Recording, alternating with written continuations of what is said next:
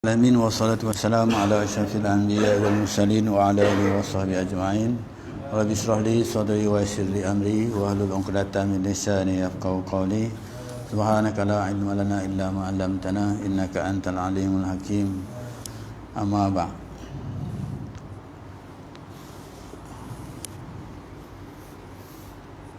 Kita sambung bacaan kitab Tanbihul Ghafilin kita dalam masih lagi tajuk iaitu hak anak terhadap orang tua, iaitu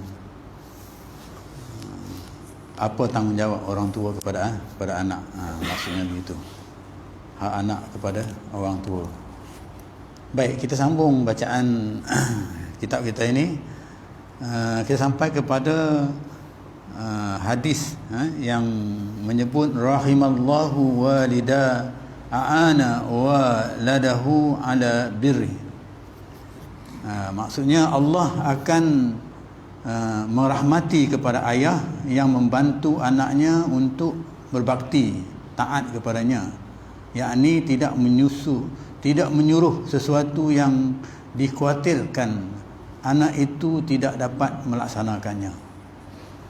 Dengan lain perkataan, kita melakukan perkara yang memudahkan dia, bukan menyusahkan dia. Ini seorang, kalau dalam Al-Quran tu Allah sebut, saya ulang balik, iaitu ya ayyuhallazina amanu qu anfusakum wa ahlikum nara. Wahai orang-orang yang beriman, iaitu khusus kepada suami, jagalah diri kamu, isteri kamu dan anak-anak kamu daripada api neraka. Itu perintah Allah yang wajib dilaksanakan. Jadi nak menuju ke arah itu ada caranya, ada jalan-jalannya. Jalannya yang disebut dalam hadis ini, dia kata kita memudahkan urusan dia, memudahkan urusan anak kita. Jangan menyusahkan urusan dia. Kalau dia ada kesusahan, maka kita bantu kesusahan itu, memudahkan kesusahan dia. Jadi ini antara jalan menuju ke arah yang dikatakan tadi, qu anfusakum wa ahlikum nara tadi itu, jalan. Tapi jalan ini maksudnya jalan yang menuju kepada kebaikan lah. Maksudnya jalan yang diperintah kepada Allah Subhanahu wa taala oleh Allah Subhanahu wa taala. Bukan membantu dia melaksanakan perkara yang bertentangan dengan Allah Subhanahu wa taala. Jadi dalam hal ini menjelaskan kepada kita bahawa kita kena permudahkan urusan anak kita. Itu antara tanggungjawab, antara hak-hak anak yang dia sepatut dapat daripada kedua ibu bapaknya, khususnya bapaknya lah, kan.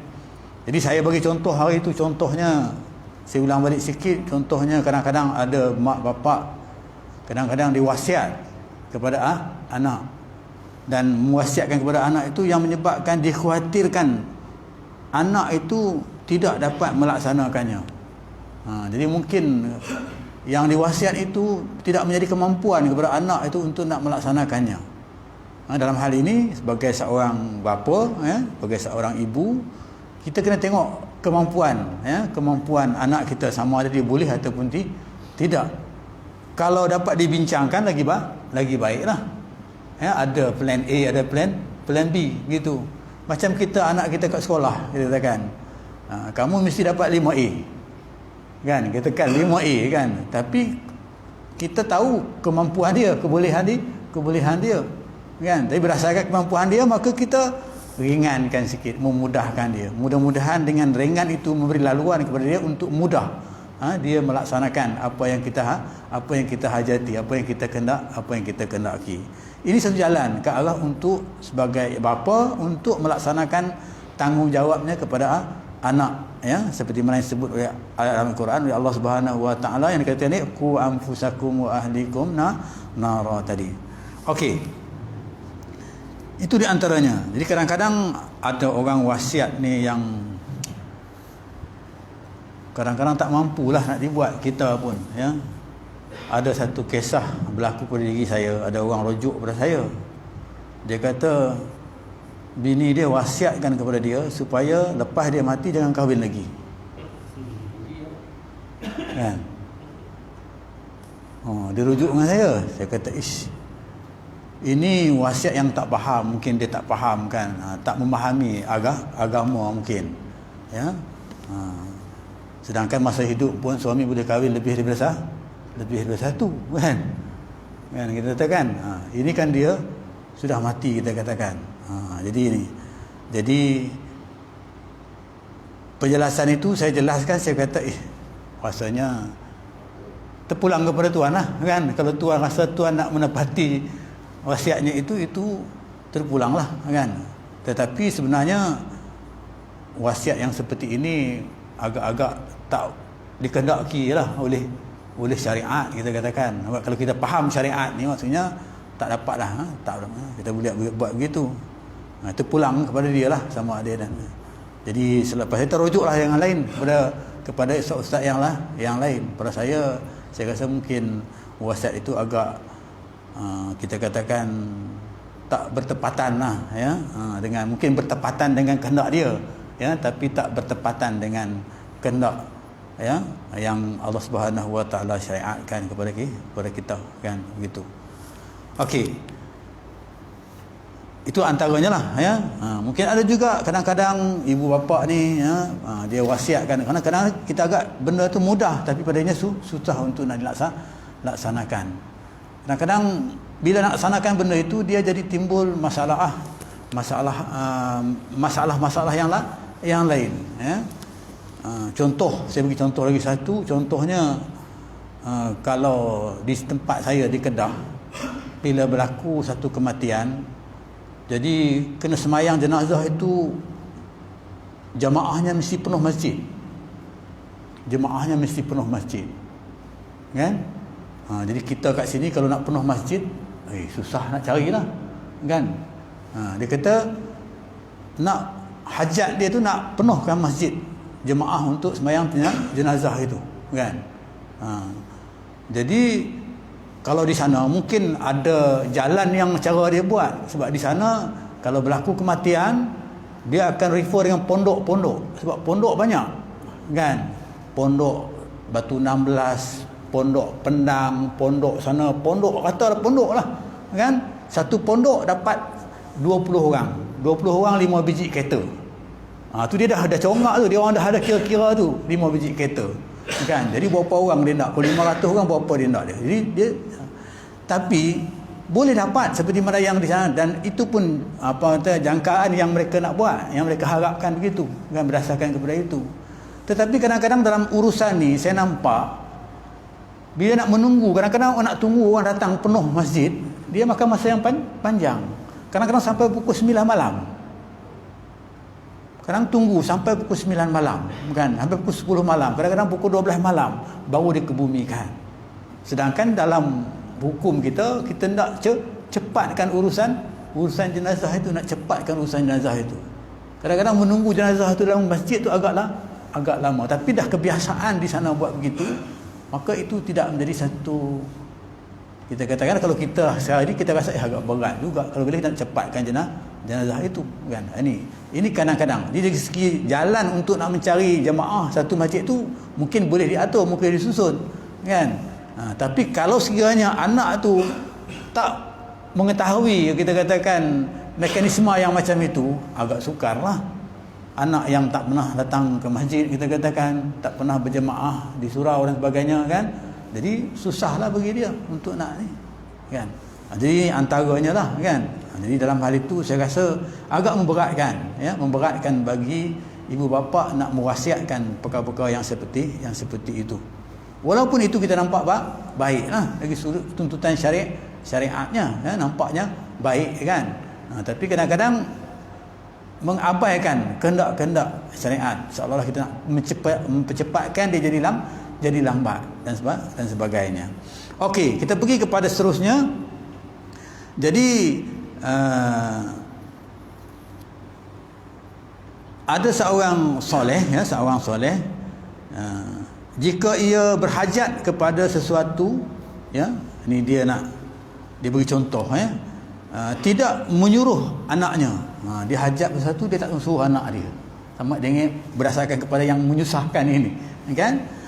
Dan menyuruh kepada orang lain, disuruh kepada orang lain, Dan ketika ditanya, jawabnya khawatir kalau anaknya tidak menurut menurut sehingga orang kata maksiat kepadaku dan masuk neraka. Patutnya anak takut anak tak boleh buat, ya, dan berlaku pula maksiat kepada dia dan juga kepada anak dia. Dan saya tidak suka anakku masuk neraka. Dia tak sukalah anak dia begitu, nak masuk neraka. Janganlah apa yang dia buat tu menyebabkan anak dia tu masuk neraka. Kita katakan begitu, kan? Tidak akan membakar anak aku dengan neraka. Maknanya dia tak rela lah. Ini diriwayatkan bahawa Khalaf bin Ayub juga berbuat seperti itu. Ulama dululah, kan? Dia faham kepada hadis tu, dia buat begitu. Maksudnya dia tak nak menyusahkan, ya.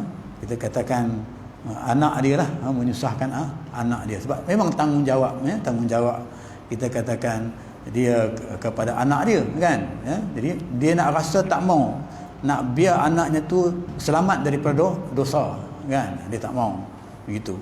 Okey, kita pergi kepada Al-Fuhail bin Iyad berkata, orang yang sempurna kemanusiaannya,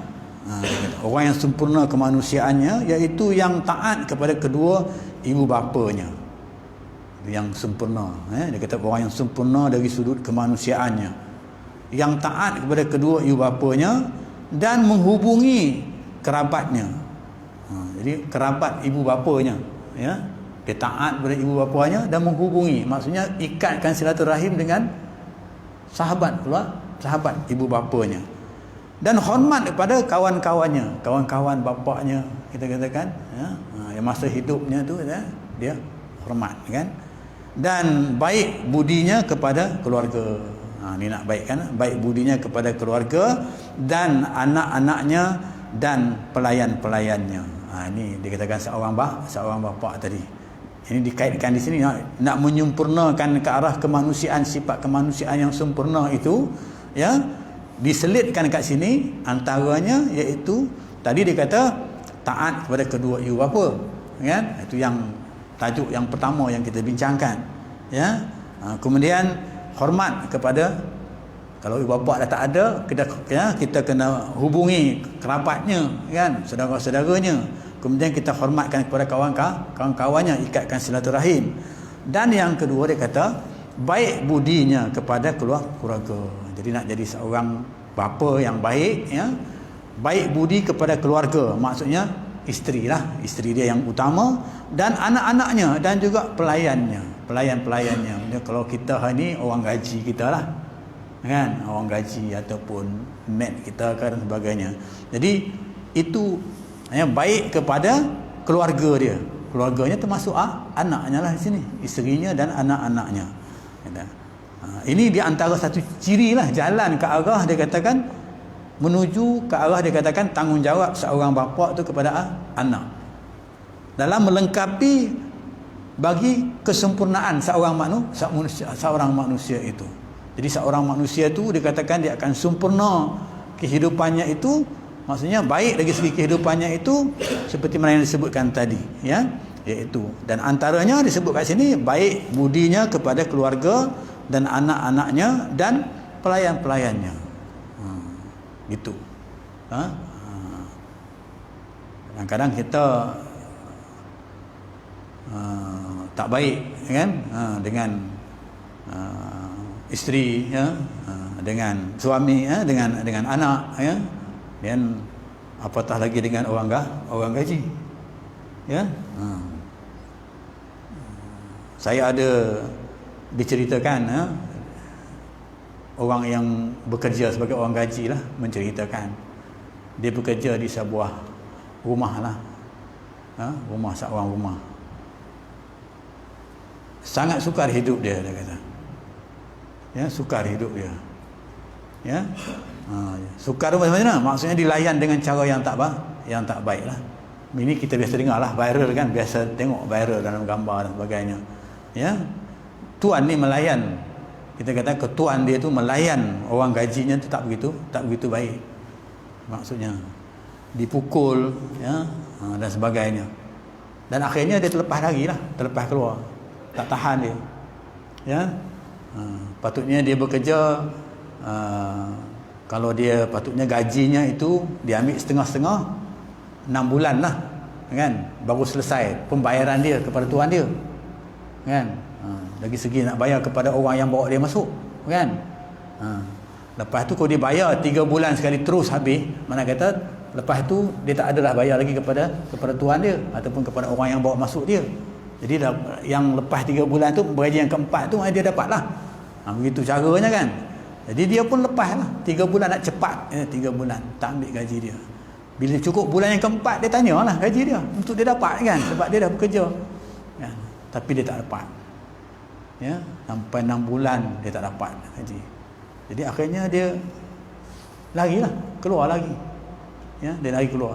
Dan berbincang, kita tanya begitu keadaannya, ya. Jadi ini satu, mengatakan satu tindakan yang tak baik lah dilakukan, yang tak baik kepada orang yang berkhidmat dengan kita. Kita kena baik lah, maksudnya dengan orang yang berkhidmat dengan kita. Kalau dalam soal gaji ni, kita katakan kalau boleh bila dia habis berkhidmat kita kena bayar. Belum kering peluh dia lagi, dituntut supaya kita jelaskan upahnya, kan, itu. Tapi ini yang berlaku pada hari ini dalam masyarakat kita, kerana mungkin tak faham keadaan yang seperti mana yang kita baca ini, ya. Tuntutan agama tu maksudnya begitu. Dan bila berlaku keadaan ini, kadang-kadang bukan agama tu yang orang katakan yang bermasalah. Dia kata tengok orang Islam tu, orang agama disalahkan Islam, kan. Sebenarnya orang tu yang buat Islam tu jadi tak baik. Islam tu dah aturlah begini keadaannya. Bila orang dah bekerja, kamu kena bagi gaji dia sekian-sekian, kan. Tapi kita tak buat benda tu. Jadi itu berlaku lah. Ini antara contohnya. Kesianlah saya tengok begini, kan, keadaan yang berlaku begini. Sampai dia kata kalau dia panggil nak bagi gaji dia 1,000 sebulan pun dia tak mau, kata. Dah cukup lah, dia kata. Keadaannya begitu. Pedih, sakitnya hidup dalam keadaan susahnya begitu, kan. Jadi susahnya kepada isterinya, kepada anaknya, lagilah keadaan itu kalau tak menepati seperti mana yang disebutkan. Dan dia kata menjaga agamanya, ni menjaga agama, dan memperbaiki harta kekayaannya, dan mensedekahkan kelebihan hartanya. Ada kekayaan dia jaga, kan, sedekahkan kekayaannya itu, sebab amalan itu maksudnya akan menjamin akhirat dia. Jadi bila sedekah dapat pahala sedekah. Pahala sedekah itu, kalau dalam bab sedekah ni kita katakan, ya, pahala sedekah ni dia memberatkan timbangan pada hari akhirat, ya, memberatkan timbangan kebaikan pada hari akhirat. Dan memelihara lidahnya, memelihara lidahnya dan tetap tinggal di rumahnya. Maksudnya ini ditekun dalam ibadat, menjaga lidahnya. Kemudian dia kata tinggal di rumah ni, tetap tinggal di rumahnya, maksudnya yakni tekun dalam ibadat kepada Tuhannya, maksudnya kepada Allah Subhanahu Wa Taala beribadat dia. Maksudnya bukanlah, ya, dia melaksanakan perkara-perkara yang di atas tadi, dari segi ibadatnya dia tidak laksana, dan amal pekerjaannya, dan tidak berkumpul dia dengan orang-orang yang suka membicarakan hal-hal yang lara, ya, hal-hal yang kita katakan yang melupakan tanggungjawab yang sebenarnya, yang sepatut dilakukan atas perintah Allah Subhanahu Wa Taala. Ini kadang-kadang lara, ya, kadang-kadang tanggungjawab kepada anak, kepada isteri, kita katakan anak lah di sini sebab kita bincangkan bab anak, kan. Tanggungjawab kepada anak ni diabaikan, ya. Kalau ada dulu penceramah mengatakan dia boleh beli batang pancing 1,000 satu batang pancing, tapi nak beli buku untuk anak sangat berat, kan. Begitu keadaannya, kan. Kadang-kadang dia boleh beli lah macam-macam, kan, menepati hobi dia, kan. Tapi menepati maksudnya kehendak yang wajib kepada anaknya itu agak berat, ya. Tak seimbang dalam hal ini. Patutnya priority itu keutamaan itu disebut di sini kerana apa? Keutamaan itu menjamin ibadat dia kepada Allah Subhanahu Wa Taala, ya, pada hari akhirat, ya. Okey. Rasulullah sallallahu alaihi wasallam bersabda. Jadi kesimpulan yang kita dapat di atas tadi dengan kisah-kisah tadi, maksudnya kita sebagai seorang pemerintah, sebagai seorang ketua, ya, khususnya kalau bapa, dikhususkan kepada kita bapa, maka itulah tanggungjawab kita. Maksudnya kena jaga, ya, yang disebutkan tadi, nak menyempurnakan, nak menyempurnakan orang kata kemanusiaan, sifat kemanusiaan yang Allah Subhanahu Wa Taala bagi kepada manusia itu. Rahmat dia apa dia? Rahmat kasih sayang, kan? Kadang-kadang binatang pun ada sifat kasih sayang tadi itu rahmat, ya, binatang, ya, bukan manusia, ya, tapi binatang, tapi dia masih ada sifat kasih sayang. Okey, Rasulullah SAW bersabda, arba'un min sa'adatil mar'i an takuna zaujatuhu salihatan wa auladuhu abrar wa khulata'uhu salihina wa an yakuna rizquhu fi baladihi. Maksudnya 4 macam, ya, 4 macam sebagai syarat kebahagiaan seseorang itu. Syarat 4 perkara dia kata sebagai syarat untuk kebahagiaan seseorang itu.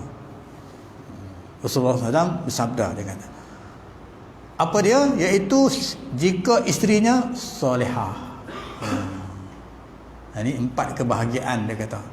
Jadi kebahagiaan yang pertama iaitu sekiranya isterinya itu solehah, isteri yang baik, ya, isteri yang taat. Sebab itu beruntung mereka yang mendapat isteri yang taat kepadanya. Taat ni taat dari sudut syariat yang diperintah oleh Allah Subhanahu Wa Taala, bukan taat dengan membabi buta maksudnya. Ya, taat seperti mana yang diperintah oleh Allah Subhanahu Wa Taala kepada seorang isteri. Selagi tidak menyuruh melakukan maksiat, maka wajib taat. Sekiranya dia berlaku kepada maksiat, maka ketika itu disanggah. Maksudnya tak wajib taat. Jadi maksudnya seorang dia kata hadis yang dikaitkan kat sini, dia kata sebagai sebahagian daripada seorang untuk mendapat, kita katakan, kebahagiaan dia, iaitu isteri yang solehah, isteri yang baik. Isteri yang baik ni maksudnya yang utama, ciri yang pertama sekali isteri yang baik iaitu agama. Sebab tu nak pilih isteri yang pertama, dia kata ada kata pilih cantik lah yang pertama, cantik. Yang kedua, tengok dia punya harta kekayaan dia, kan. Yang ketiga, tengok keturunan dia, ya. Kemudian yang keempat, tengok agama dia, kan. Itu yang 4 agama. Tapi dalam hal ini, maka kalau diutamakan agama dulu, kan. Agama dulu, ya. Kalau sekiranya cantik tapi tak beragama, tolaklah. Begitu juga yang lain, agama dulu. Dalam hal itu maka agama dituntut dulu untuk kita nak memilih, ya, sebagai seorang isteri. Apabila isteri itu baik, solehah, maka akan dapatlah anak yang baik, anak yang soleh dan solehah. Dan anak-anaknya taat. Dia kata dapat, yang pertama dia kata maksudnya seorang isteri, kebahagiaan itu akan datang kepada seorang itu, dia kata isterinya baik, solehah, anak-anaknya taat, anak-anaknya baik, taat, dan kawan-kawannya orang yang soleh. Kawan-kawannya juga orang-orang yang soleh, orang yang baik. Maka sebab itu kita diperintah, ya, supaya berkawan dengan orang-orang yang baik. Dia bagi contoh, kalau kita kawan dengan tukang besi, kita bau besi lah, kan. Kalau kita kawan dengan tukang besi, maka kita akan bau besi. Tapi kalau kita kawan dengan orang yang jual minyak wangi, maka kita akan jadi wangi, kan. Begitu. Jadi kita dituntut supaya berkawan dengan orang yang baik, nak menjadi manusia yang mendapat kebahagiaan, ya. Jadi di sana tadi disebut tentang anak, kan. Sebab perbincangan tajuk kita ini berkaitan anak, hak bapa kepada seorang anak, kan. Jadi di sini maksudnya beruntung seorang bapa itu, berbahagia seorang bapa itu kalau dia dapat isteri yang solehah. Kemudian anak yang taat, anak yang baik. Yang ni yang taat kepada dia. Anak yang taat pada seperti mana kita baca hadis. Kan?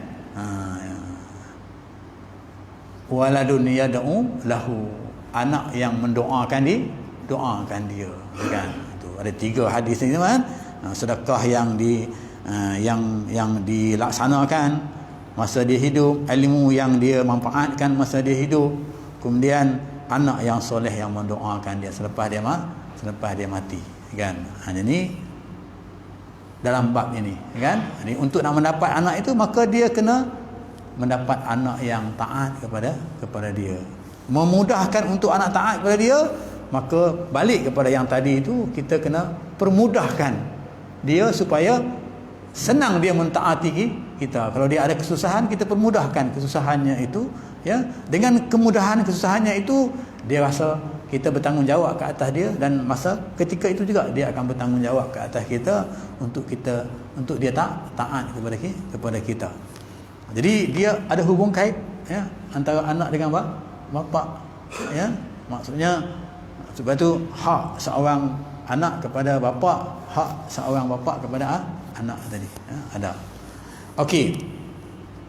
Kemudian seterusnya dia kata orang yang soleh, berkawan dengan orang-orang yang soleh, dan yang keempat, ya, menghasilkan rezeki dalam negerinya.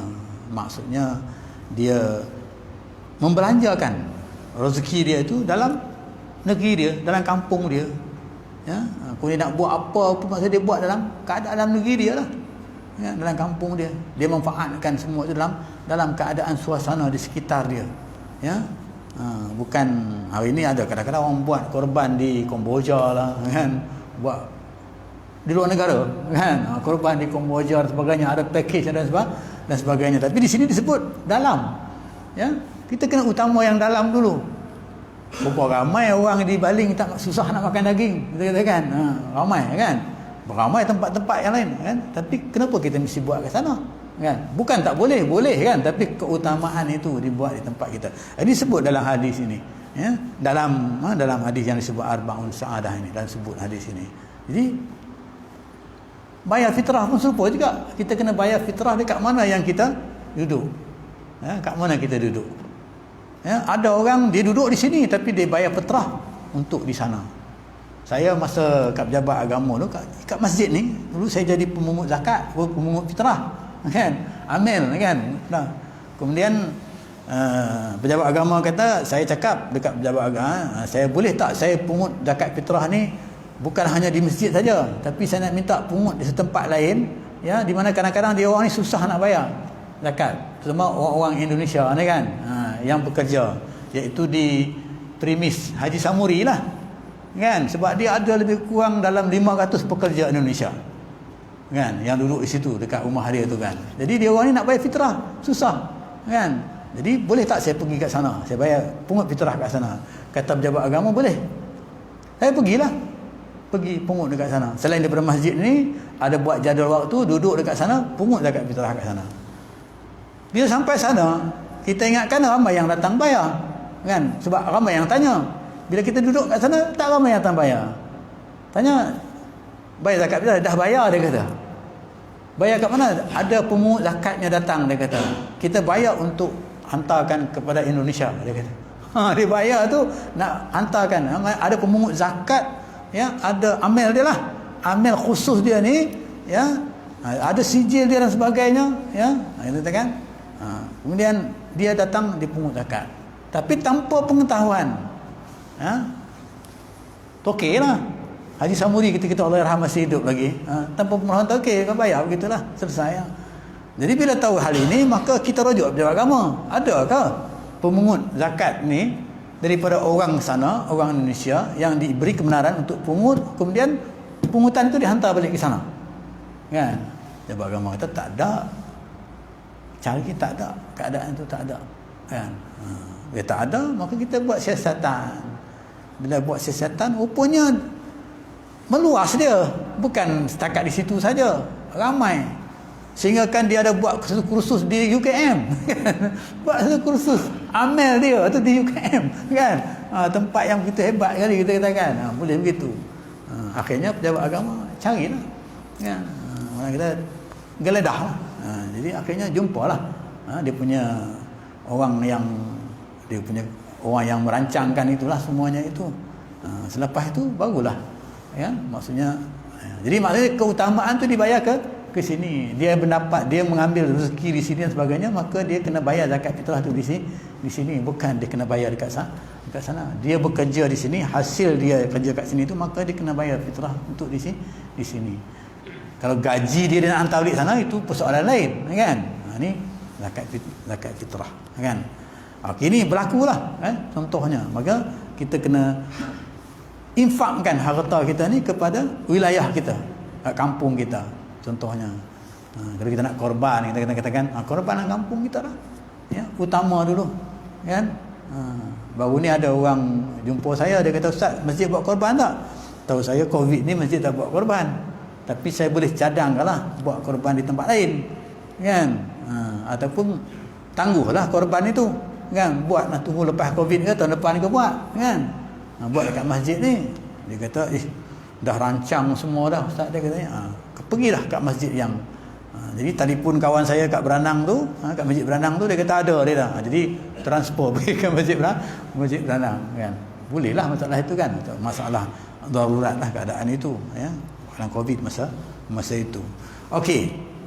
Itu hadis yang berkaitan dengan ini. Jadi maknanya nak mendapat kesempurnaan, ya. Seorang bapa untuk mendapat kesempurnaan ataupun kebahagiaan dia, antaranya iaitu dia kena, kita katakan, buat baik kepada anak dia. Maksudnya dia kena menjadikan anaknya itu taat kepada dia, baru dia rasa bahagia, dia rasa seronok. Jadi cara nak menjadikan anak tu taat kepada dia, maka seperti yang kita bincang lepas lah, maksudnya susah dia tu kita kena selesaikan, ya. Hal-hal susah dia tu kita ringankan, kita permudahkan, maka akan menujulah ke arah ketaatan dia kepada kita tadi. Okey, Yazid Ar-Raqashi, Yazid Ar-Raqashi meriwayatkan dari Anas radhiyallahu an, ya, berkata, ya, dia meriwayatkan daripada Anas, berkata, Anas menyebut, ya, ini bukan hadis, ya, ini daripada Anas bin Malik, seorang periwayat hadis, ya. Dia seorang periwayat hadis, Anas bin Malik, ya, yang dia duduk masanya umurnya lama umurnya itu bersama dengan Rasulullah sallallahu alaihi wasallam. Dia berkata, Anas ni berkata, ya, berdasarkan kepada apa yang dia kata ini, nak disebut kat sini bahawa ada juga di sana hak seorang anak itu akan dapat, ya, daripada bapaknya. Antara sebut dia kata sab'un yu'ajjaru fihinna min ba'di, ya. Siapa, dia kata 7 macam yang dapat diterima pahala sampai sesudah matinya, kan? Maknanya seorang bapa itu, ya, untuk nak mendapat pahala dia, ataupun seseorang tu untuk dapat pahala dia selepas dia mati. Kalau kita baca hadis tadi, masa dia hidup sedekah, masa dia hidup kena bagi ilmu, kemudian masa dia mati anak dia doakan dia, satu, kan? Tapi di sini dia kata tu 7. Anas bin Malik kata tu 7. Apa dia 7 itu? Iaitu dia kata man buniya masjidan falahu ajruhu madama ahadun yusalli fi. Maknanya siapa yang membangunkan masjid, maka dia tetap mendapat pahalanya selama ada orang sembahyang di dalamnya. Satunya dia kata. Ini Anas bin Malik kata, ya. Pahala yang lepas dia mati dia ada lagi pahala itu, ya. Dia bina masjid, ya. Jadi dalam persoalan bina masjid ni, ada orang bina sebuah masjid dia seorang yang bina, kan? Ada orang yang bina sebuah masjid itu ramai, kan? Ramai wakafnya, orang ni wakaf sikit, orang ni wakaf sikit, termasuk. Itu pun dikira termasuk. Maksudnya bunian masjid, bina masjid. Sebab bina masjid Nabi buat mula-mula sekali, Ya, di masjid mana? Di masjid Kufah. Ya, dan dibuat. Ya. Itu yang pertama dia kata. Siapa yang membina masjid, ya, sama ada mungkin dengan wang dia, mungkin dengan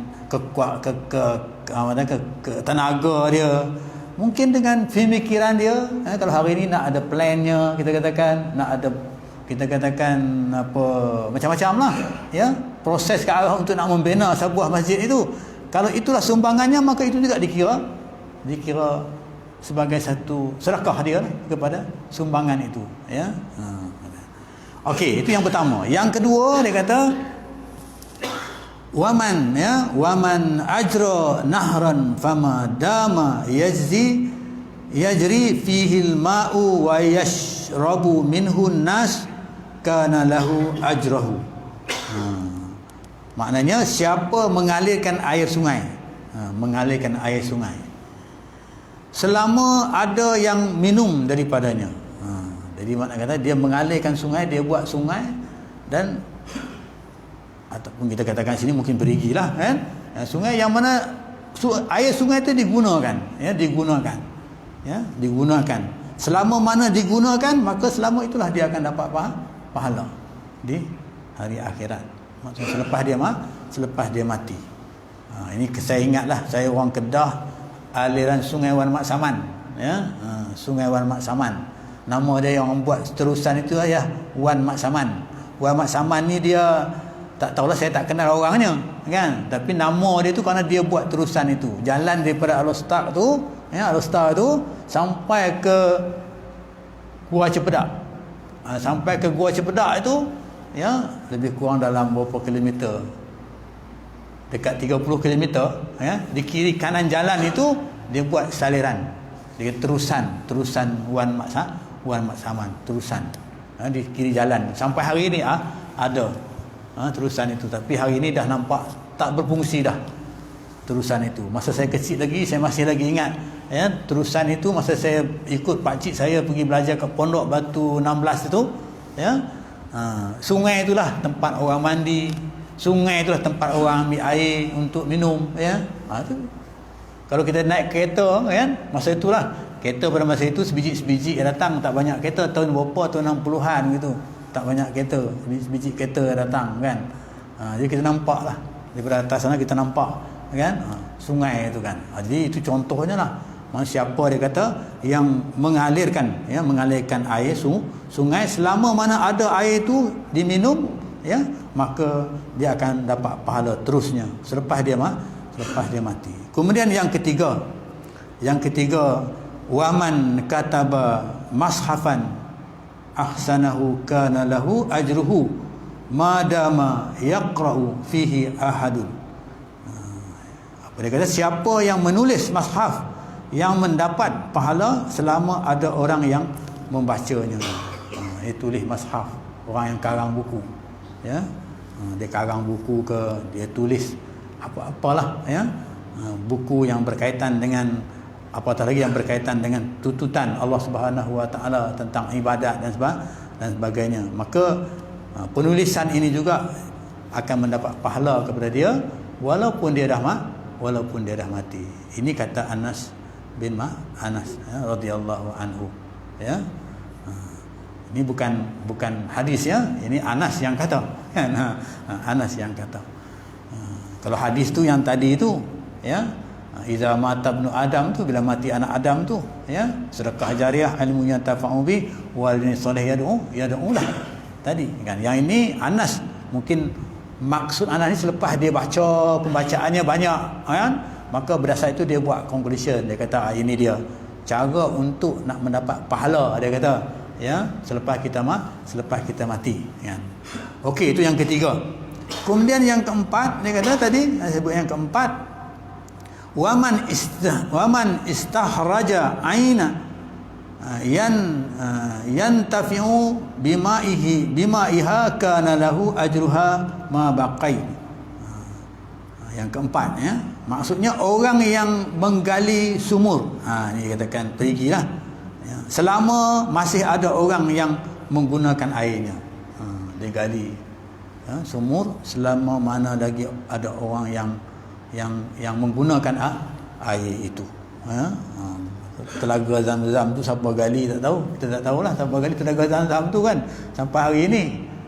Dengar ceritanya terpancar dia, kisahnya terpancar daripada hentakan tumit katanya kan, cerita hentakan tumit Nabi Allah Ismail gitu kan. Itu satu versi lah, banyak versi lah yang menceritakan, tapi maksudnya itu kehendak Allah Subhanahu Wa Taala.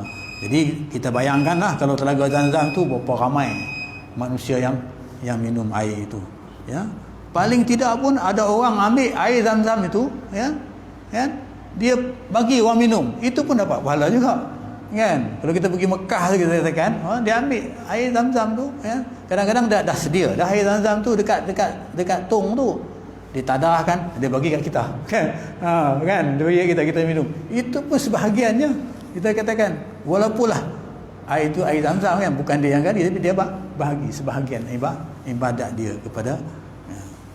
Okey, jadi ini yang keempat, InsyaAllah kita sambung lagi 3, ada 7. Dia kata Anas ni ada 7, tambah lagi 3, Jadi ini berkaitan dengan maksudnya di sini yang 4 ni tak sampai lagi kepada peringkat seorang bapa, maksudnya nak mendapat seorang bapa nak mendapat kebaikan itu, tanggungjawab seorang bapa itu kepada anaknya tak sampai lagi. Ada yang nombor 3 bawah tu agaknya kan. Tapi nak ceritakan sebab tajuk kita ni berkaitan dengan hak anak terhadap orang tua. Jadi orang tua tu apa yang patut buat kepada anaknya untuk dia dapat pahala, bukan pahala. Kalau macam tadi tu dia kata anak yang soleh mendoakan dia. Tapi dalam sini 4 yang kita baca ni tak jumpa lagi. InsyaAllah mungkin kita akan jumpa, nombor 5, nombor 6 dan nombor 7, sebab dia ada 7 saja kan. Jadi apa hak sebagai kita katakan kebaikan seorang bapa itu untuk nak dilakukan kepada anaknya kan, yang sepatutnya dia buat kepada anaknya bagi menyempurnakan perintah Allah Subhanahu Wa Taala dengan hak dia kepada seorang anak dia. Juga dikatakan sebagai satu ibadat yang terangkul dalam ayat yang saya baca mula-mula tadi, iaitu ya ayyuhallazina amanu qu anfusakum wa ahlikum nara kan. Di sebelum setakat itu aku qali hadza wa astaghfirullahalazim billahi taufiq wa hidayah. Assalamualaikum warahmatullahi wabarakatuh. Bismillahirrahmanirrahim. Alhamdulillahirabbil alamin wassalatu wassalamu ala asyrafil anbiya wal mursalin wa ala alihi washabbihi ajmain. Allahumma ja'alna minat tawwabin wa ja'alna minal mutatahhirin wa ja'alna min ibadikas shalihin. Allahumma ja'al jam'ana hadza jam'an marhuma wa tafarruqana min tafarruqan ma'suma. Rabbana atina fid dunya hasanah wa fil akhirati hasanah wa qina adzabannar. Walhamdulillahirabbil alamin. Qabalallahu minkum.